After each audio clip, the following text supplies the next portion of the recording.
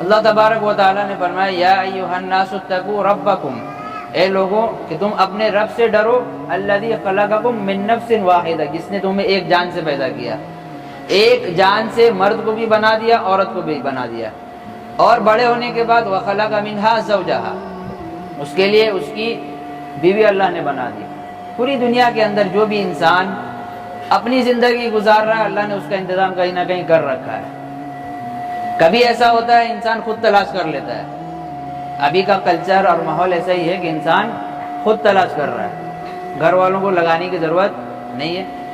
کہیں ایسا ہوتا ہے لگانے کے بعد بھی نہیں لگتا ہے، کہیں ایسا ہوتا ہے کہ فوراً آدمی تیار ہو جاتا ہے، بات چیت ہوئی پکا ہو گیا رشتہ۔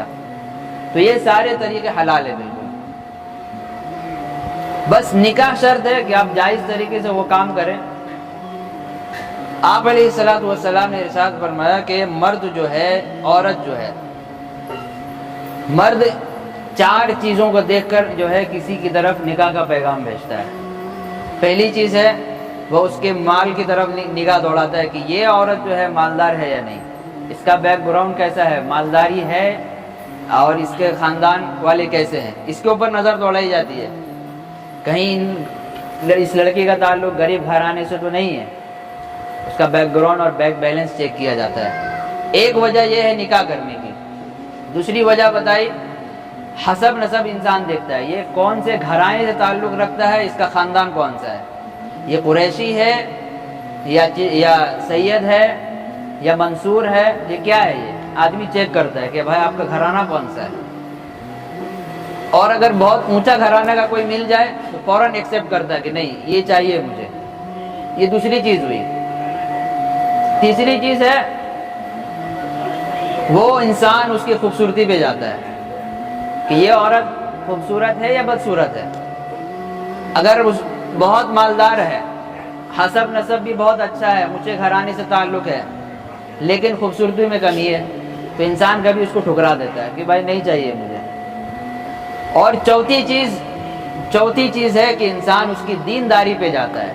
چلو بھائی پیسہ نہیں ہے، خوبصورتی نہیں ہے، حسب نسب نہیں ہے، لیکن دینداری ہے، عورت کے اندر دینداری ہے، پورا گھرانہ نمازی ہے اور اچھے اخلاق والے ہیں، تمیز والے ہیں اور تہذیب والے ہیں، تو انسان اس کے اوپر بھی فوکس کرتا ہے کہ نہیں مجھے مال لے کے کیا کرنا ہے۔ آج اگر اس کا کاروبار اچھا چل رہا ہے، کل اگر فلاپ ہو گیا، کل اگر کاروبار ٹھپ پڑ گیا، تو پھر ایسے مالداری کا کیا فائدہ کہ اس کے اندر اخلاق نہیں ہے، اس کے اندر دین نہیں ہے۔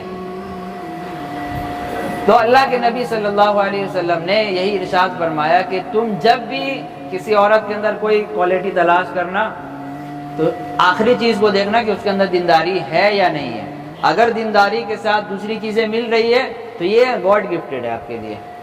مالداری بھی مل گئی بہت اچھی بات ہے، حسب نسب مل گیا بہت اچھی بات، خوبصورتی مل گئی بہت اچھی بات، لیکن دینداری اس کو ترجیح دینا ہے، اس کو ترجیح دینا ہے۔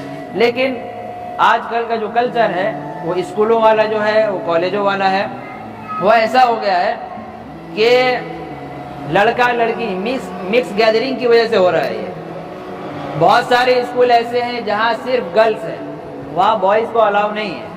بہت سارے اسکول ایسے ہیں جہاں صرف بوائز ہیں، وہاں گرلس الاؤ نہیں ہے، اور بہت ایسے ہیں جو دونوں مکس کر کے چل رہے ہیں۔